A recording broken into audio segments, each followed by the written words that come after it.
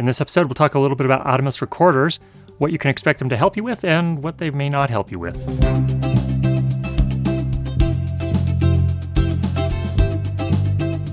Here's a quick summary for those of you that don't have a lot of time. Number one of the benefits is that you get much better codecs with the Atomos recorders versus most cameras. What I mean by this and how this helps in a practical way is, first of all, you get better quality footage at much higher bitrate codecs and codecs that can hold more color information. I don't want to overstate that too much. That is mostly helpful in cases where you have a lot of movement in the frame. But for me, doing interviews doesn't help a whole lot. But where it does help a whole lot is in post. When I'm editing and color grading, having these better codecs makes it much easier to play back and edit. And it also makes it easier to color grade. If you're shooting a camera with a log profile, the latest generation Atomos recorders can greatly enhance the process of setting exposure for log.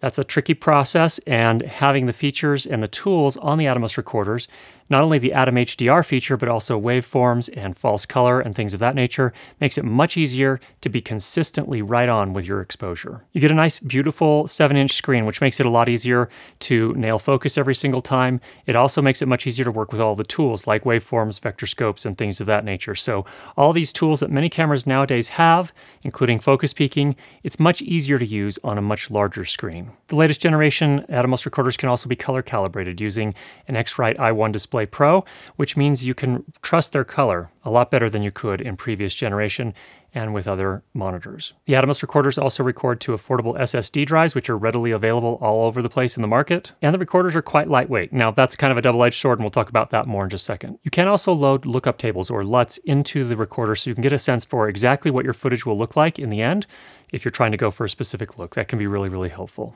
And finally, there are a few things I'd like to see improved in the next generation of the Atomos recorders. Number one, I'd like to see a more robust case. The plastic is a little bit worrying. Although they put the rubber bumpers on the newest ones, that's helpful, but it would be nice, and I would pay more money to have a more robust case. It's probably made out of some sort of metal. I would like to see much better battery performance.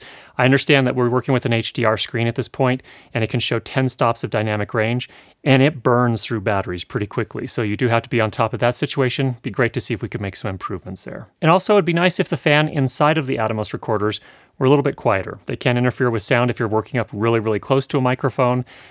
At normal distances, it's not a problem, but it would be nice to see if we could improve that some too. So there is the summary for those of you that don't have a lot of time, and you are now dismissed. So first off, let me just say that I have been a long-time Atomos recorder user for a variety of reasons that we'll cover here, and I'm not here to convince you to buy one, but this is more for people that are considering buying one and kind of helping them to understand what you can really get out of an Atomos recorder and maybe some misperceptions on what it will give you. My first Atomos recorder was a Ninja II. It's a small recorder. It's a great little device. The screen is kind of awful, to be entirely honest, but it was bigger than what most DSLRs had. The really great thing about it was it recorded to ProRes and DNX HD, and also it provided a variety of focus and exposure tools, which most DSLRs at the time didn't have. And it did all this recording to an SSD drive. So the battery life was really great. The build quality was really pretty solid with an aluminum case, and there was a lot to like about it. In fact, I've used it even recently on a job where I was shooting just HD. When I got my Panasonic GH4 several years ago, the Shogun came out a little bit after that, and I bought that as well, and that was a tremendous help to my overall workflow. I've really enjoyed working with that. I still have it, I still use it, and it's been a great recorder. At NAB this year, I talked with some of the guys over at Atomos, and I was curious about some of the HDR features, and we did a previous episode where we talked about that and the benefits that can provide you. And they were kind enough to send a Ninja Inferno out for me to test. Now, all the way back to my Ninja II, and now up to the current versions of the Shogun Inferno and all of them in between, you can record up to 4K, depending on the recorder, and it will also record 422 color subsampling, which is quite good in terms of color, and it will also record 10-bit. So, and in some cases, it will even record RAW. So, you're getting a lot more color information for certain. Now, this is all dependent on what your camera can send it.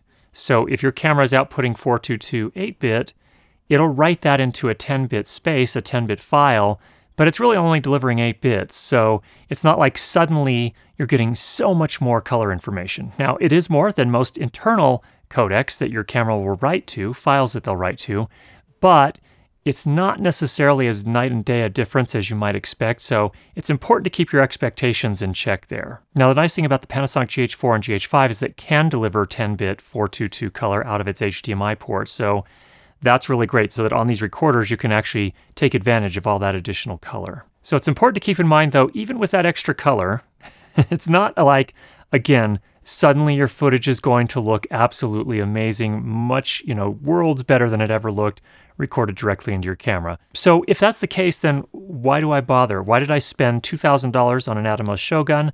Why did I spend $800 on a Ninja II back when that originally came out?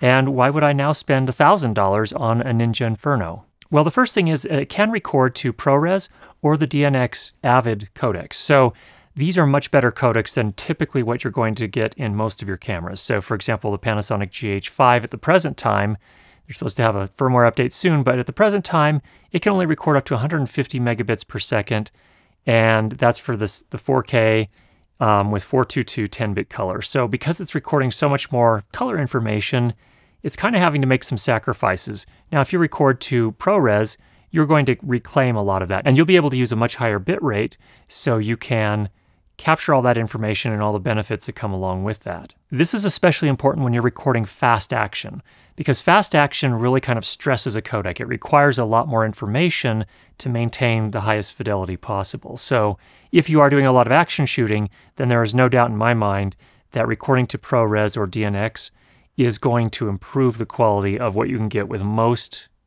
consumer/prosumer cameras. But for me, I'm mostly shooting interviews, so you might be thinking, well, why do you bother then? Well, one of the things I really like about the codecs here, I use ProRes, is that the ProRes post workflow is so much better than H.264.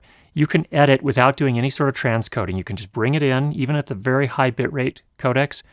You can bring it in, you can edit it in 4K. It runs back buttery smooth on my, almost 3-year-old iMac. So it does really, really well for the edit. So it saves you some time in post.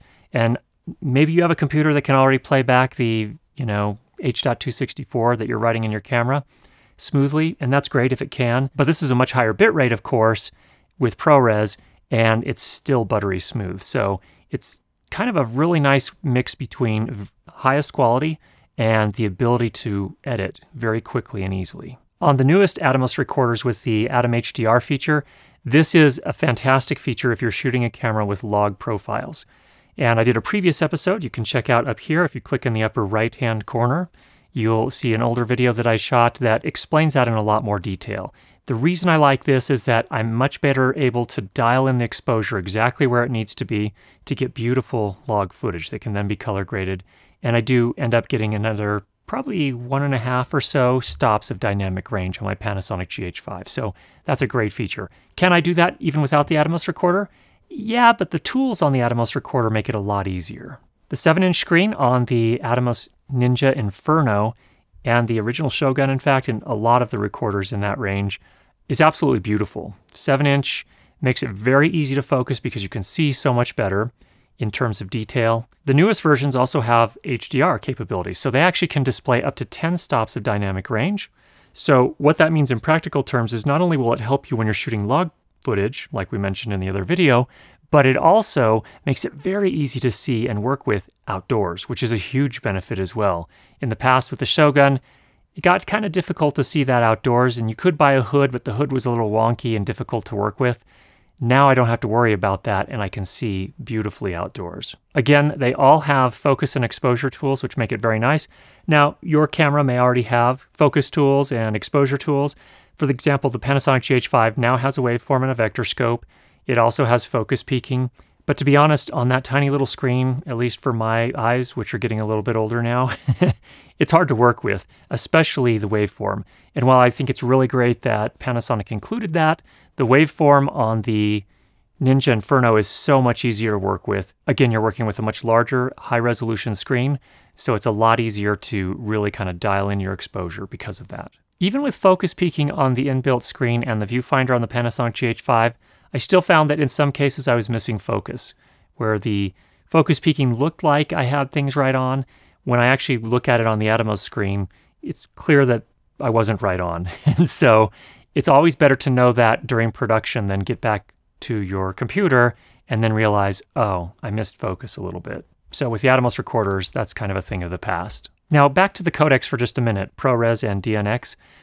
Those codecs can actually help you improve the quality of your footage in certain cases. And those certain cases are most particularly when you're doing a lot of high action. So if things are moving around in the frame a whole lot, you can use higher bit rates, and just by virtue of the fact that you're using higher bit rates and you're using these high quality codecs, you will get less artifacting in your footage. So if you are doing that kind of action, then that may be helpful for you. It's a trade-off because these monitors, again, 7-inch screen, they're fairly large.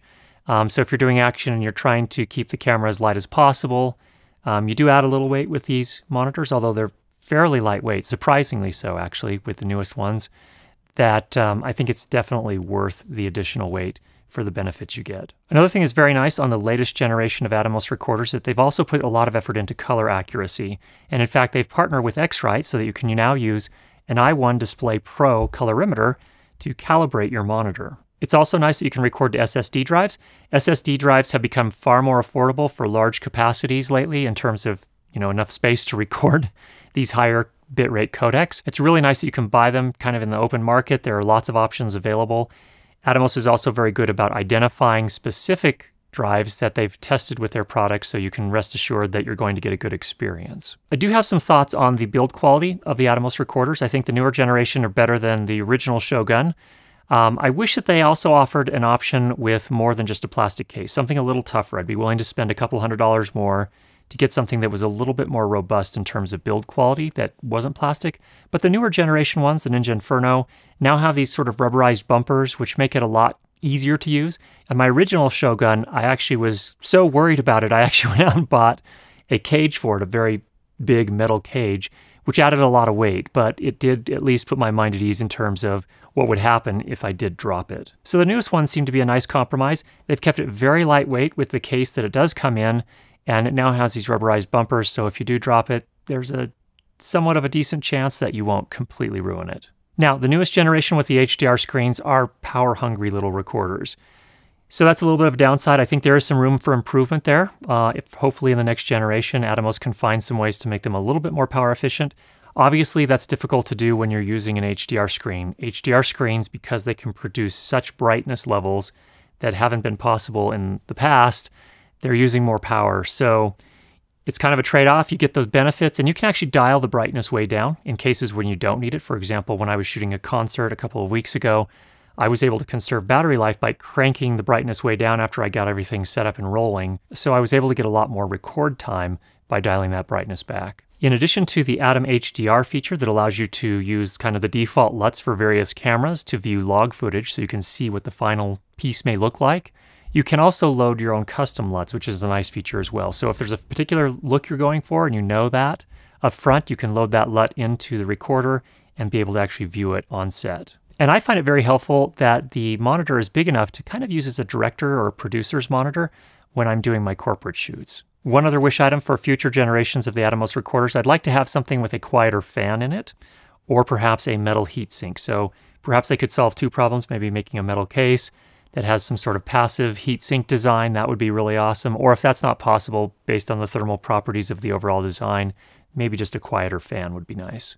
Now, I don't find that to be a problem when I'm in normal working distance like this for a talking head type of video or an interview. It does become a little bit of a problem when I'm doing a product shot and actually kind of interacting with a product, and I have to have the recorder and the microphone up close to each other. But normally, again, in talking head and interviews type situations, it's not an issue. So overall, I hope that was helpful for you in terms of understanding the benefits of these Atomos recorders, what they can do for you, and making sure that you have the right expectations going in if you are considering buying one. Go ahead and leave any questions you have down below, and if you've not already subscribed, make sure you do that, and we'll be sure to get you more great videos on how to improve your lighting and sound for video. Talk to you soon.